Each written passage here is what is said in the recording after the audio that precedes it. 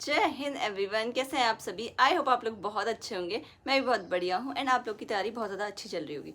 तो यार, आज की जो वीडियो बनाने का पर्पस है ना, वो मेनली है एसएससी जीडी का जो सिलेबस पैटर्न सब चेंज हो गया है एंड उसकी वजह से जो डिफ़िकल्टी लेवल है एग्जाम का वो बढ़ रहा है। इस वजह से बहुत सारे बच्चे परेशान हैं। एंड दूसरी चीज़ ये है कि अग्निवीर वाली जो स्कीम थी वो होने वाली है फर्स्ट बैच की एंड, तो इस वजह से सरकार ने 50% रिजर्वेशन दे दिया है एसएससी जीडी में अग्निवीर को। तो इसलिए बहुत सारे बच्चे बहुत ज़्यादा पैनिक हो रहे हैं एंड परेशान होने वाली बात है यार, क्योंकि सच में एक तो पहले ही इतनी कम वैकेंसी आती है एंड उस पर भी अगर आपको ऐसे फाइट करना पड़ेगा ना तो बहुत ज़्यादा मुश्किल हो जाएगा यार सच में। एंड इसी चक्कर में आपकी तैयारी ना बहुत ज़्यादा अच्छी होनी चाहिए। अच्छी मीन्स कि बिल्कुल हाई लेवल की, तभी जाके आपको एक सीट मिलेगी। देखो, अगर मैं आपको बताऊं 50,000 सीट्स पे अगर वैकेंसी आती है तो उसमें से अगर आप मान लो कि 25,000 वैकेंसी है रिजर्व किसके लिए, अग्निवीर के लिए, फिर उसके बाद 10% एक्स सर्विसमैन के लिए, तो ऐसे करके 10% लड़कियों के लिए, और उसके बाद जितनी बच्ची वो आप लोग के लिए। तो फिर आप लोगों को ना बहुत ज़्यादा प्रॉब्लम होगी। लड़कियों को तो ठीक है, लड़कियों में उतना ज़्यादा नहीं देखने को मिलेगा फ़र्क, लेकिन फिर भी मिलेगा। लेकिन जो लड़के हैं उनको भी अवेयर रहना है, क्योंकि वैकेंसी आने वाली है जल्द ही सितंबर अक्टूबर में एंड इसमें ना बहुत ज़्यादा कंपटीशन होगा।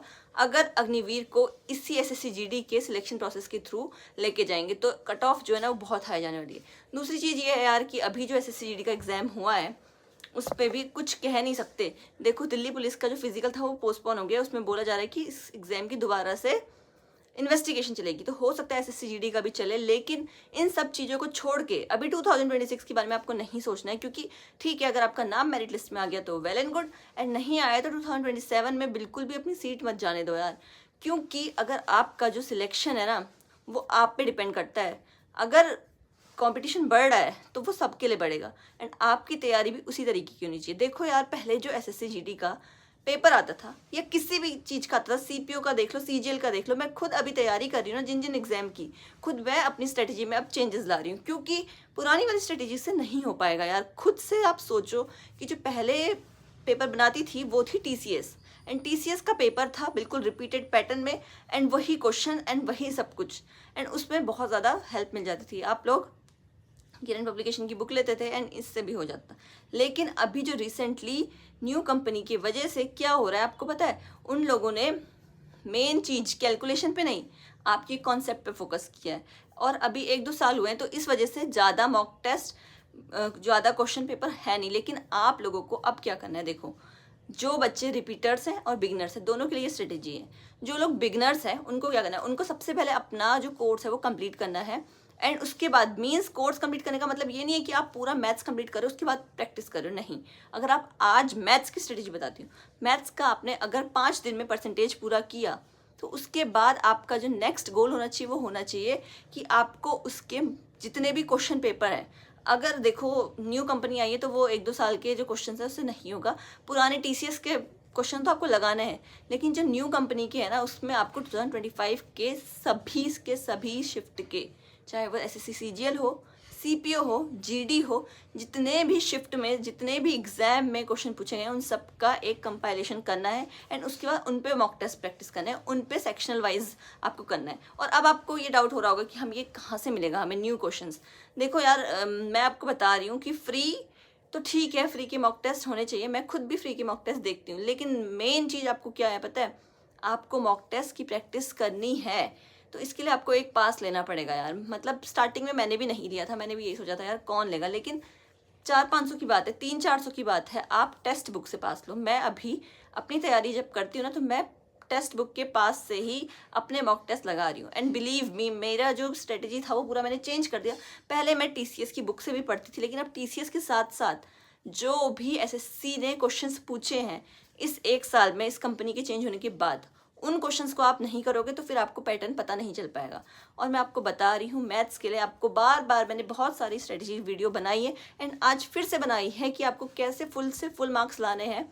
इसका कोई भी शॉर्टकट मेथड नहीं है। मेथड सिर्फ ये है कि आज आप अपना एक चैप्टर अगर पूरा कर लेते हो तो आपको उससे, अपनी बुक से, मॉक टेस्ट से, टेक्स्ट बुक से, टेलीग्राम में कोई पीडीएफ मिले, जहाँ से भी रिसोर्सेज मिल रहे हैं सबको इकट्ठा करके उस पर प्रैक्टिस करनी है क्वेश्चन की। क्योंकि ऐसे मेरे साथ होता है यार। देखो, एक इंसान है, मेरे फुल में से फुल मार्क्स आए थे, मुझे पता है मेरे एसएससी जीडी में 20 आउट ऑफ 20 आए, लेकिन अभी वो चीज़ मेरे मेरे जो प्रैक्टिस है ना वो नहीं है। अभी मैंने दोबारा से पढ़ाई स्टार्ट की है तो प्रैक्टिस करने में टाइम लग रहा है, लेकिन हाँ मेरा एक चीज़ है कि मेरी मैथ्स अच्छी थी, इस वजह से मेरा जो पूरा कॉन्सेप्ट है वो क्लियर है। फिर भी अभी तक मैं भी अब जो बड़े बड़े लेवल के क्वेश्चंस देखती हूँ मैं CGL Tier 2 वगैरह में, तो वहाँ पे मैं अटक जाती हूँ। क्यों अटक जाती हूँ? क्योंकि कॉन्सेप्ट के बाद मैथ्स क्या बोलती है, प्रैक्टिस। जितनी आप प्रैक्टिस करते हैं ना मैथ्स में, उतना ही आपको फ्रूटफुल रिजल्ट मिलता है। और मेरी प्रैक्टिस ट्रेनिंग टाइम में बिल्कुल ख़त्म हो गई थी, लेकिन अभी मैंने फिर से शुरू कर दिया यार। और आप लोग को सच में बता रही हूँ, आप लोग ना अपनी पढ़ाई को बिल्कुल कंटिन्यू रखो। कभी भी किसी चीज़ की वजह से ऐसा मत सोचो कि यार आज ये सब कुछ हो रहा है, आज ये लीक हो गया। लेकिन जब आप अपनी पढ़ाई छोड़ देते हो ना तो बहुत ब्रेक आ जाता है, और इस चीज़ की वजह से फिर से आपको पढ़ाई स्टार्ट करने में टाइम लगता है, जैसे मेरे साथ हुआ। लेकिन अभी मैं फिर से अपने उसी रूप में वापस आ गई हूँ, क्योंकि यार अभी मैं क्या करती हूँ पता है, मेरे पास टाइम नहीं रहता। ड्यूटी करते हैं तो 12 घंटे ड्यूटी में तो बिल्कुल नहीं रहता, और 8 घंटे ड्यूटी में भी मतलब मुश्किल से नींद वीद आती है। तब भी मैं खुद के टाइम में मतलब नींद का सेक्रीफाइस करने के बाद प्रैक्टिस करती हूँ, क्योंकि मुझे पता है यार कि कुछ भी कर लो, कितने ही बहाने बना लो, लेकिन अगर आपको पढ़ना है ना, आप कैसे भी पढ़ लोगे। और अभी आपके पास गोल्डन चांस है। SSC GD की तैयारी करोगे ना तो उसके साथ साथ आपका RPF निकलेगा, दिल्ली पुलिस, सबका निकलेगा यार। तो आपको बस अपनी तैयारी को उसी पेस में रखना है, यही चीज़ आपको करनी है। देखो मैथ्स के लिए मैंने बता दिया, रीजनिंग एक ऐसा सब्जेक्ट होता है जो हर किसी का फेवरेट होता है, क्योंकि उस पर आंसर आते हैं। फिर भी मैं आपको बताऊंगी, रीजनिंग में अभी जो नया कॉन्सेप्ट आया है ना, ये नई कंपनी आई है, इसने क्लॉक, कैलेंडर, इन चीज़ों में ज़्यादा फोकस किया है। तो अब आपको SSC GD में भी ये सब कुछ देखने को मिला था, तो आपको क्या करना है, इन चैप्टर्स की अच्छे से प्रैक्टिस करनी है, तब जाके आपका रीजनिंग में एक भी मार्क्स नहीं कटेगा। और मैं सच बता रही हूँ, अगर आपको सिलेक्शन चाहिए तो कम से कम आपकी मैथ्स में मान लो तो एक क्वेश्चन गलत होना चाहिए, रीजनिंग में एक भी क्वेश्चन गलत नहीं होना चाहिए, और हिंदी में 2-3 मान लो आपके गलत हो गए। मतलब आपको ना अपनी स्ट्रेटेजी 145 के अराउंड लेके जानी है, तभी जाके आप कॉम्पिटिशन में बैठने लायक है, ठीक है। तो ये हो गया रीजनिंग का। रीजनिंग में आपको बार बार मॉक टेस्ट लगाते रहो, और मेनली सिटिंग अरेंजमेंट वगैरह के क्वेश्चन, और क्लॉक कैलेंडर अब ज़रूर पढ़ के जाना।